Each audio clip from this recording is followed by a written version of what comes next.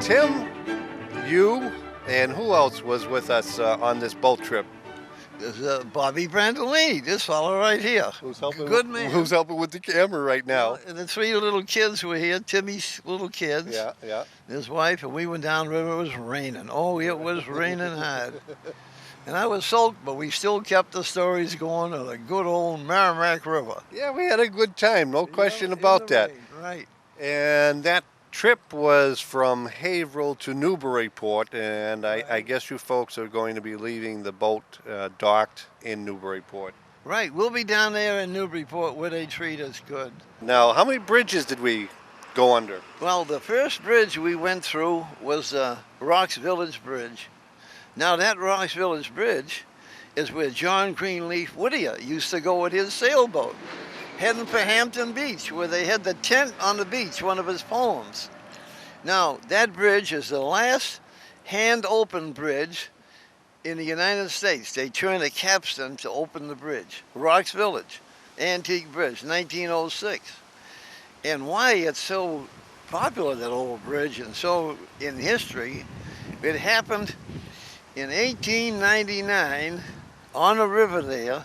The sailing ships that come from all over the world, and the lumber schooners from Nova Scotia, they couldn't go through the bridge because it was all rocks there. That's why they call it the Rocks Village, see? Yeah. But in Rocks Village there was all these bar rooms and all that stuff where the sailors would go and raise cane in there, see? And now, then the government put out a contract to dig the channel out. Below the bridge, it was all ledge.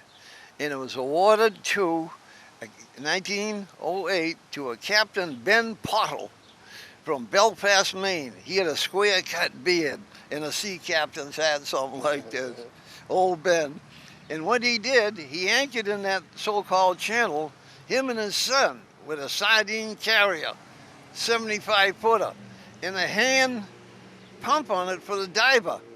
His son would pump, and he'd go down in a diving helmet and a suit to the bottom of the river and drill holes in the bottom and put dynamite. And they blew the ledge and made the channel, so then the ships could go up to Haverhill, Chase's Wharf, a public wharf, for 300 years. It's still there, Chase's Wharf. So now, we're going to show the footage of us taking that trip to Newburyport. Right. Yeah, find my hat. Down below.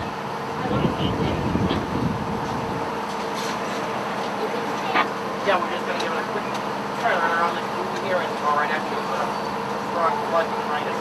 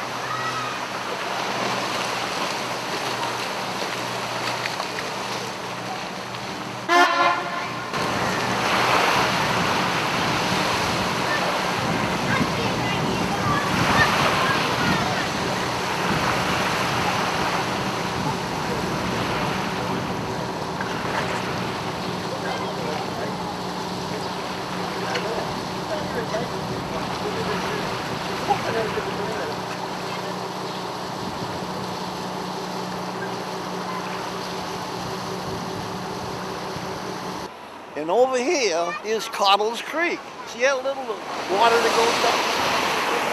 Oh, yeah. And we're coming into the old pirate ship here that's wrecked on the bank of the river. Out to sea, by the Isles of Shoals, there was a pirate. One-Eyed Banjo the pirate. Now, old One-Eyed, he saw a British merchant ship out by the shoals. So he pulled over to the merchant ship and dropped the gangplank with spikes in it into the deck of the merchant ship. Then, what does he do? He took the treasure chest off the ship with gold and silver and 7 beautiful girls. Took them aboard his pirate ship. The pirate ship, that's all that's left of it. See them 2 trees growing out of the water? Hold on. At low tide, you can see the hull of the pirate ship. The British Navy spotted them. And British Navy spotted them? Yeah, they chased him upriver. All right. And he come upriver all the way to here. And when he got here, he had 13 pirates in his crew. He says, yo ho ho in a bottle of rum. 13 men on a dead man's chest.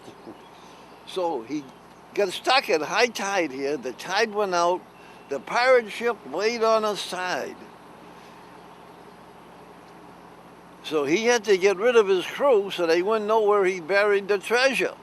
So they dug 13 holes at low tide by the river, and they put a pirate in each hole with just their head sticking out. Then the tide come in and covered all the pirates. That was the end of the pirates. Then what does he do? He's on a deck swinging his sword, and he says, yo ho ho in a bottle of rum. The treasure's all mine. And the 7 beautiful girls, all mine, he said. Right then, he slipped on the deck, it was slimy, and the sword went right through him. Oh, no. And that was the end of old One-Eyed Banjo. Now, all the girls that was on the boat run away into Haverhill. And that's why there's so many beautiful girls in Haverhill now. Is that why? I always wanted to know why. That's where they come from.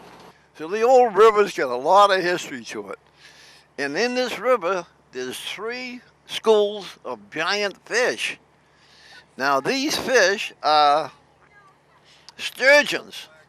There's one down by the chain bridge, which we're gonna go through pretty soon. Down there, that school of sturgeon, they're 8-9 feet long.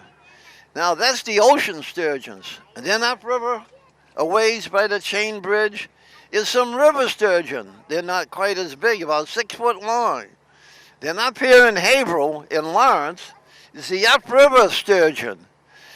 And now the Fish and Wildlife Division know where the sturgeons are because they netted them up and they put radio transmitters on them so they can tell where they are at all times. They're protected species now. Merrimack River sturgeons. A little bit about What childhood. Right, when I was a little boy, about 9 years old, I had a friend. His name was Sweeney, John Sweeney, good little sailor. And me and John would borrow from the glass shop on Water Street. He had a 9-foot boat, a little boat, a rowboat. So what we did, we bought an old Neptune outboard motor, 2 horsepower, to put on Chester's little boat. And we'd sail down the river, me and Sweeney. And we'd go to Newburyport and we'd stop at the old pirate ship up here. And we had a hammer and a crowbar, and we'd take the copper off the side of the ship and cut the bolts out, which they were all bronze, and sell them at the junkyard to buy gas for our little boat. So we lived on the river since I was 9 years old. Haverhill needs tourism. They haven't got it.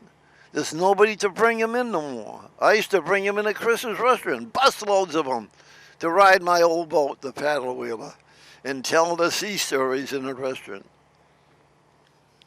Then, got a little bigger, I got another motorboat, the old Tuna 2, they called her, with a 1928 Chevrolet 4-cylinder engine in her, and we'd go tuna fishing in it, 12 years old, out in the ocean, me and Sweeney. John Sweeney. And we'd catch them big tuna, 600-700 pounders, and sell them. Then all you could get from them was 6 cents a pound.